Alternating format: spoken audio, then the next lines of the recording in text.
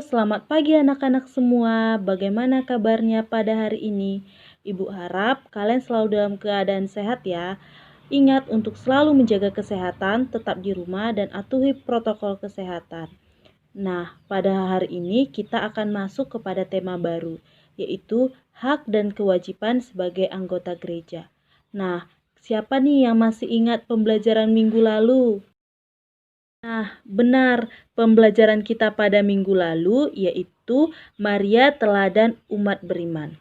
Apa saja yang kita pelajari pada minggu lalu? Ya, pembelajaran kita pada minggu lalu membahas mengenai perawan Maria yang menghayati ketaatan iman yang paling sempurna.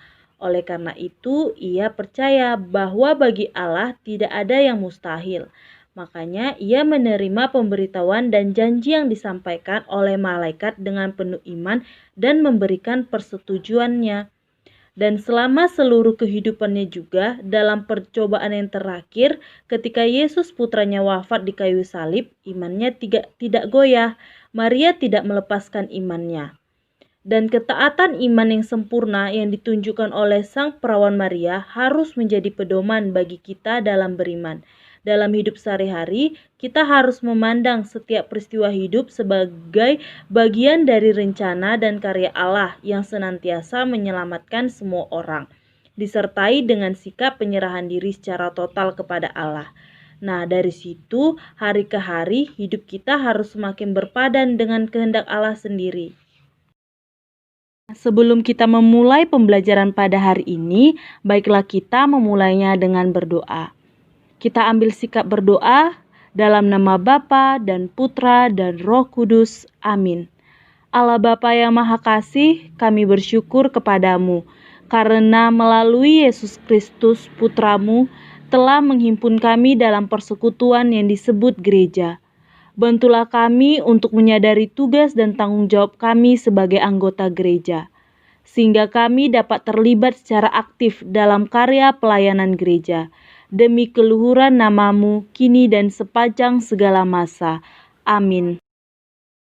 Pada pembelajaran kita hari ini, kita harus mencapai beberapa tujuan pembelajaran, yaitu mampu menjelaskan arti hak dan kewajiban sebagai anggota gereja, mampu menjelaskan konsekuensi baptis setiap anggota gereja, mampu menjelaskan hak sebagai anggota gereja menurut hukum gereja, mampu mendiskusikan tentang sikap terhadap hak dalam gereja berdasarkan Injil Markus 10 ayat 35-40. Selanjutnya, mampu menyebutkan beberapa kewajiban sebagai anggota gereja, dan terakhir adalah mampu membuat rencana kegiatan untuk terlibat sebagai anggota gereja. Baptis. Apa itu sakramen baptis? Sakramen baptis adalah pintu masuk untuk bergabung dalam komunitas gereja.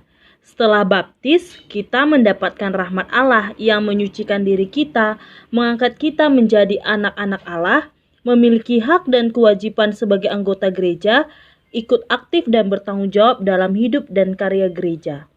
Nah, setelah kita mendapatkan sakramen baptis, kita akan secara resmi masuk menjadi sebuah anggota gereja. Dan kita di situ akan mendapatkan suatu hak dan kewajiban sebagai anggota gereja. Apakah itu hak? Hak adalah segala sesuatu yang mutlak dan harus didapatkan oleh setiap orang yang telah ada sejak lahir, bahkan sebelum lahir.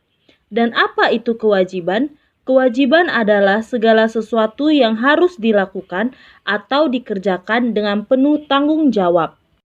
Adapun hak kita sebagai anggota gereja menurut hukum gereja, yaitu pertama, berhak menyampaikan kepada para gembala keperluan mereka berdasarkan kanon 212 sampai 219 dan kanon 227. Yang kedua, menerima sabda Tuhan dan sakramen-sakramen terdapat dalam kanon 213. Ketiga, berhak penuh mendirikan atau memimpin perserikatan dengan tujuan kesalehan atau amal kasih untuk membina panggilan Kristiani terdapat dalam kanon 215. Keempat, berhak atas pendidikan Kristiani terdapat dalam Kanon 217. Yang terakhir, memilih status kehidupan terdapat dalam Kanon 219. Nah, contoh konkretnya yaitu dalam bidang liturgi, berhak memperoleh pelayanan dalam bidang liturgi seperti mendapatkan pelayanan rohani, pelayanan sakramen, mengadakan ibadat sesuai ritus yang sudah ditetapkan. Dalam bidang pewartaan, kita berhak ikut serta dalam pewartaan Injil dan memperoleh pendidikan Katolik. Yang terakhir itu dalam bidang kebebasan. Nah, hak kita berhak untuk berserikat dan memilih status kehidupan. Adapun kewajiban anggota gereja menurut hukum gereja yaitu pertama adalah selalu terlibat dalam kegiatan gereja terdapat dalam Kanon 219 ayat 1. Yang kedua, turut aktif menyumbangkan tenaga dan kemampuan untuk gereja terdapat dalam Kanon 210. Yang ketiga, ikut mewartakan karya keselamatan Allah terdapat dalam Kanon 211. Keempat, mengusahakan tindakan amal kasih baik untuk kehidupan gereja maupun sesama terdapat dalam Kanon 212 ayat 1 dan 2. Yang terakhir adalah menjadi saksi Kristus dalam kata dan perbuatan terdapat dalam Kanon 225 ayat 1. Contoh konkret dari kewajiban anggota gereja menurut hukum gereja yaitu pertama, hidup doa. Nah, doa harus dihayati sebagai ungkapan hati kita secara jujur kepada Allah. Hidup moral. Dalam hidup moral, kita berusaha mengarahkan diri dan hidup kita pada karya kebijaksanaan ilahi. Yang ketiga ada hidup sakramental. Hidup sakramental menghayati perayaan sakramen sebagai tanda kasih Allah yang menyelamatkan. Dan terakhir, terlibat dalam karya pelayanan gereja. Terlibat dalam karya pelayanan gereja ini bisa banyak, ada sesuai umurnya. Untuk remaja dia bisa masuk ke BIR atau PIR, Bina Iman Remaja. Untuk anak usia dini bisa masuk ke PAUD. Untuk OMK bisa masuk menjadi OMK atau Misdinar. Ada juga seperti lektor, pemazmur, dan banyak kegiatan lainnya untuk mewujudkan terlibat dalam karya pelayanan gereja. Di sini juga ada kewajiban anggota gereja berdasarkan 5 perintah gereja. Ayo, siapa yang hafal 5 perintah gereja? Nah, 5 perintah gereja itu yang pertama adalah rayakanlah hari raya yang disamakan dengan hari Minggu. Yang kedua, ikutilah perayaan Ekaristi pada hari Minggu dan pada hari raya yang diwajibkan. Dan janganlah melakukan pekerjaan yang dilarang pada hari itu. Yang ketiga, berpuasa dan berpantanglah pada hari yang ditentukan. Keempat, mengaku dosalah sekurang-kurangnya sekali setahun. Yang kelima, sambutlah tubuh Tuhan pada masa Paskah.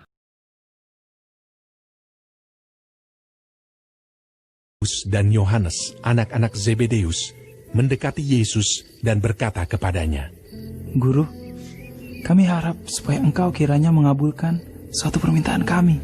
Jawabnya kepada mereka, Apa yang kamu kehendaki aku perbuat bagimu? lalu kata mereka, Perkenankanlah kami duduk dalam kemuliaan-Mu kelak, yang seorang lagi di sebelah kanan-Mu, dan yang seorang di sebelah kiri-Mu. tetapi kata Yesus kepada mereka, Kamu tidak tahu apa yang kamu minta. Dapatkah kamu meminum cawan yang harus kuminum, dan dibaptis dengan baptisan yang harus kuterima? Jawab mereka. Kami dapat. Yesus berkata kepada mereka, Memang, kamu akan meminum cawan yang harus kuminum, dan akan dibaptis dengan baptisan yang harus kuterima.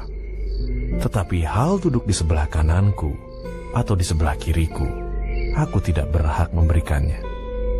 Itu akan diberikan kepada orang-orang bagi siapa itu telah disediakan. Mendengar itu, ke-10 murid yang lain menjadi marah kepada Di sini sudah tersedia 5 soal penugasan. Kalian dapat mengumpulkannya di dalam Google Classroom. Jika ada yang kurang jelas, kalian dapat langsung bertanya kepada saya di WA Group atau dalam kolom komentar Google Classroom. Nah, di sini telah tersedia beberapa slide mengenai kesimpulan. Jika ada yang ingin ditanyakan mengenai pembelajaran pada hari ini, kalian dapat langsung bertanya kepada saya. Dan pembelajaran kita pada hari ini telah sampai pada ujungnya. Untuk menutup pembelajaran pada hari ini, baiklah kita menutupnya dengan doa. Ambil sikap berdoa dalam nama Bapa dan Putra dan Roh Kudus. Amin. Allah Bapa yang Maha Baik, terima kasih atas berkat dan perlindungan-Mu selama kami belajar tadi. Berikanlah apa yang kami pelajari tadi dapat kami terapkan dalam kehidupan kami sehari-hari. Demi Kristus Tuhan dan pengantara kami. Amin.